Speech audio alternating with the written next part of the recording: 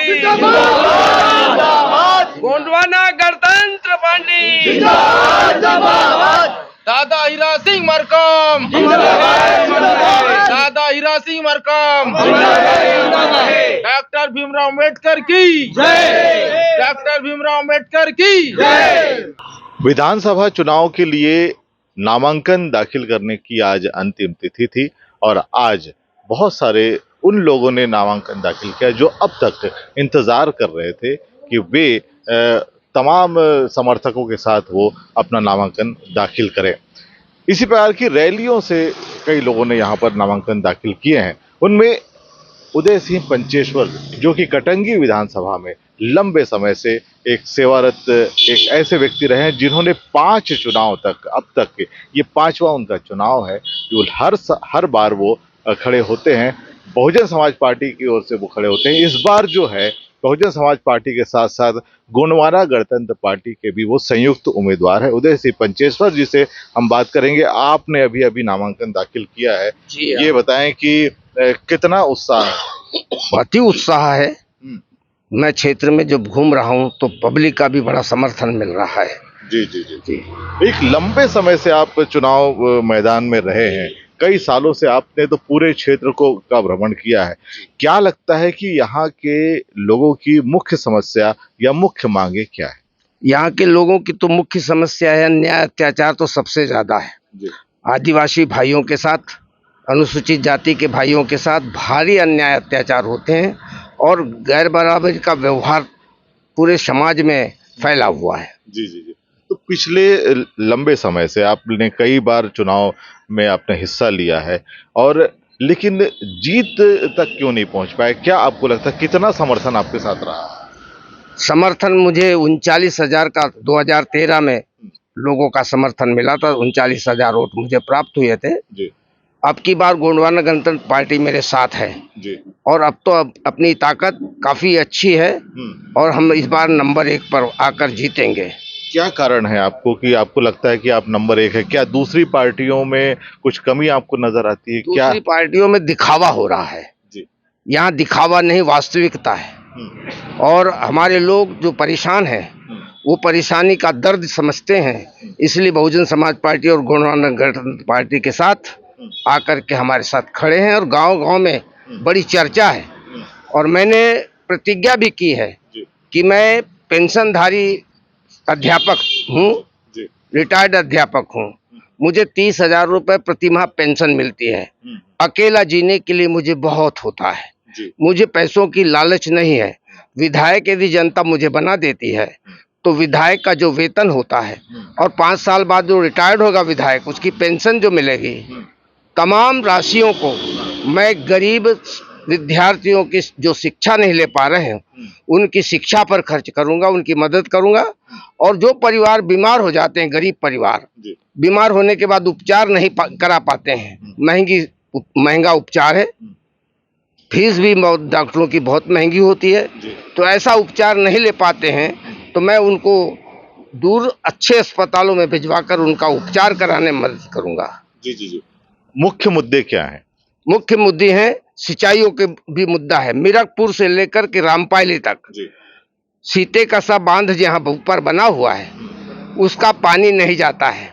वहाँ के किसानों की खेती सूख जाती है। उन्होंने बड़े बड़े आंदोलन कई बार किए और मैं उसमें शरीक भी हुआ था। अन्य राजनीतिक दल भी उसमें शरीक हुए थे, लेकिन समस्या जस की तस है।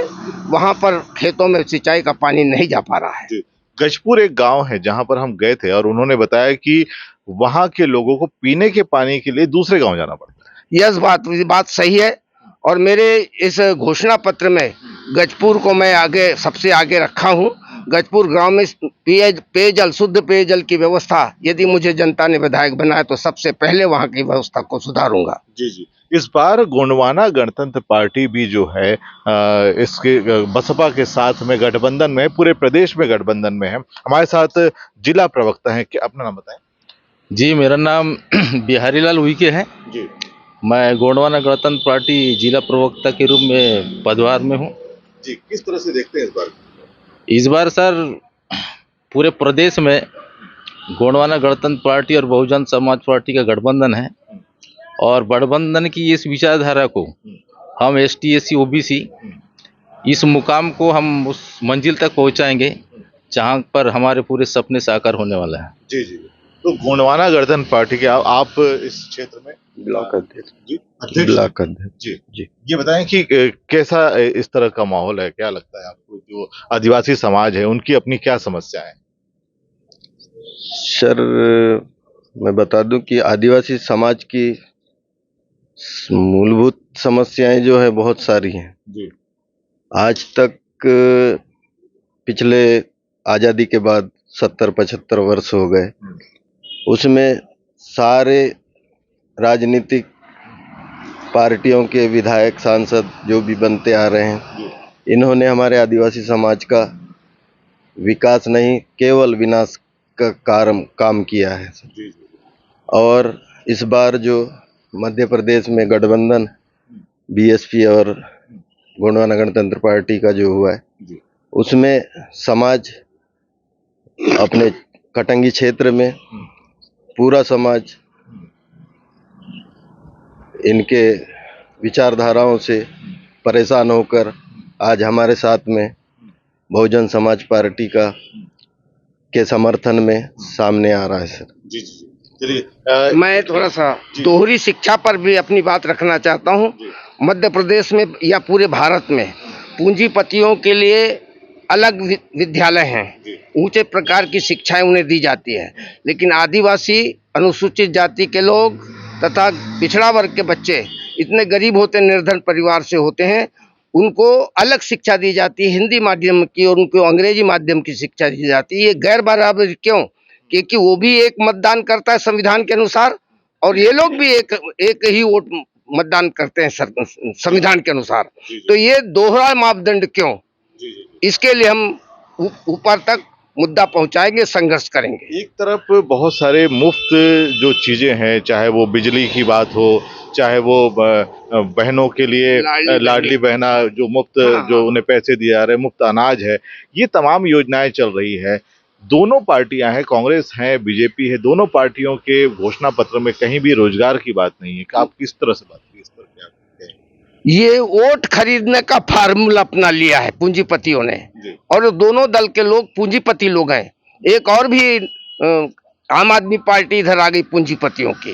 तो ये तीनों दल इस क्षेत्र के मतदाताओं का वोट खरीदने के लिए लालच दे रहे हैं, रेवड़ी जैसी बांट रहे हैं, मुफ्त की बात। और वोट के पहले ही, चुनाव के पहले ही बांटने की क्या जरूरत थी? इसलिए लाडली बहना भी असफल योजना है। असफल योजना है। ये संगठन की बात है। बसपा के संगठन को लेकर अक्सर ये कहा जाता है कि ये कैडर बेस्ड संगठन है। इस क्षेत्र में इसकी क्या स्थिति है? इस क्षेत्र में सर इसकी स्थिति जो है तो केडर बेस होने के वजह से आज बहुजन समाज पार्टी का जो कटंगी का वोट है, वो वोटा परसेंटेज की गिनती हम लोग करें तो सेकंड पोजीशन में अभी तक हम लोग रहे हैं। और अभी भी केडर बेस होने के वजह से बिना पैसा लगाए हम लोग फर्स्ट पोजीशन की आने की तैयारी पे है। बिना पैसा लगाए, क्योंकि जिस बाकी पार्टियां जो है बहुत कुछ बांट रही है, आप लोग कुछ नहीं बांट रहे? नहीं, हम लोग बिल्कुल कुछ नहीं बांट रहे। हम लोग तो साहब कांसीराम की पैटर्न पे चल के एक वोट और एक नोट भी उनसे ही मांग रहे हैं। तो ये बताएं कि ये जो बाकी जो धन बल और जन इस प्रकार की जो पार्टियां हैं, जहाँ पे बाहुबल है, धन बल है, उससे आप कैसे निपटेंगे? हम लोग महापुरुषों की विचारधाराओं को उनको बताते हैं, और उन विचारधाराओं के माध्यम से ही हम लोग उनसे निपट पा रहे हैं। जातियों का भाई जो गणित है, जिस तरह से BJP में जो है वो पवार कास्ट के जो हैं उम्मीदवार हैं, कांग्रेस से भी कुछ वैसा ही है, और दोनों BJP के पहले रहे हैं। ऐसे में ये जो जातिगत समीकरण है, ये कैसे बैठे? ऐसे में सर जो जातिगत समीकरण है, तो क्या होता है कि अभी एक रोटी हो जाती है और 4 टुकड़े हो जाते, वो इसके जैसे हो गया है कटंगी विधानसभा का हाल। इसलिए एक ही जाति के 4 लोग खड़े हो रहे हैं, और हम लोग जो है तो एक मरार जाति के साथ मरार जाति के साथ खड़े हैं। और मरार जाति के साथ जो है तो आदिवासी भी आ गया है, महार समाज भी आ गया है, ढीमर कलार समाज भी आ गया है। इसीलिए तमाम जातियाँ आ चुकी है। तो इस साल जो है हम लोग इस 2023 में हम लोग पहले नंबर पर आ रहे हैं। इस बार हम पहले नंबर पर आ रहे हैं, ये कहना है बहुजन समाज पार्टी के उम्मीदवार का और साथ ही उनके समर्थकों का। इस बार क्या स्थिति रहेगी इस कटंगी विधानसभा क्षेत्र की, ये तो वक्त बताएगा। लेकिन इस वक्त सभी के जो जोश है वो हाई है और इस वक्त चुनाव प्रचार आज के बाद और भी तेज होने वाला है। देखते हैं आगे आने वाले समय में क्या होता है। इंडियन टीवी के लिए अंकित सरकार के साथ मैं सुधीर कुमार।